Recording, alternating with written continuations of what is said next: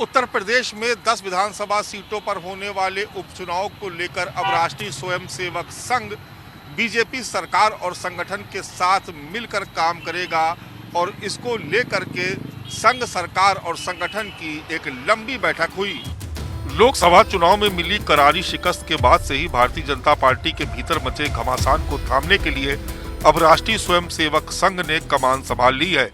मुख्यमंत्री योगी आदित्यनाथ के आवास पर संघ के सह कार्यवाह अरुण कुमार की मौजूदगी में सरकार और भाजपा संगठन के बीच समन्वय को लेकर 2.5 घंटे तक बैठक चली। इसमें चुनाव की रणनीति पर चर्चा होने के साथ ही तय किया गया कि संघ के कार्यकर्ता भी इस चुनाव अभियान में बीजेपी के साथ मिलकर रणनीति बनाएंगे और संगठन व सरकार के साथ मिलकर चुनाव मैदान में उतरेंगे। भारतीय जनता पार्टी में संगठन, संघ और सरकार, इनकी आपसी सहमति और तालमेल एक बड़ा फार्मूला रहा है, जिसके परिणाम भारतीय जनता पार्टी ने पिछले कई चुनावों में सकारात्मक तौर पर देखे हैं।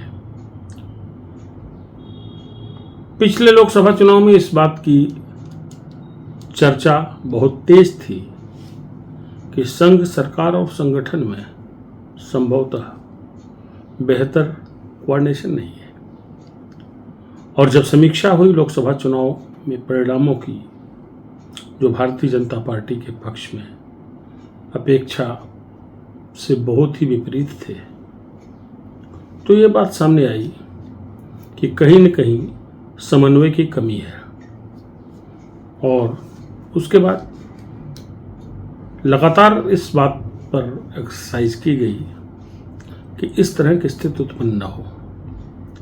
कल जिस तरीके की बैठक हुई है, जाहिर सी बात है आसन्न विधानसभा उपचुनाव इसका एक बहुत बड़ा कारण रहे हैं।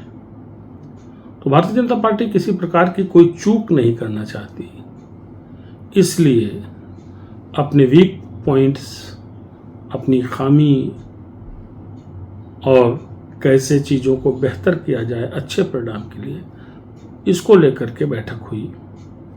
और मुझे लगता है कि अब ये एक नियमित प्रक्रिया के तौर पर इसे मूर्त रूप दिया जाएगा। राष्ट्रीय स्वयंसेवक संघ ने इस बात पर भी चिंता जाहिर की कि संगठन और सरकार के बीच जो हालात हैं, उससे आने वाले उपचुनाव में भारतीय जनता पार्टी को बड़ा नुकसान उठाना पड़ सकता है।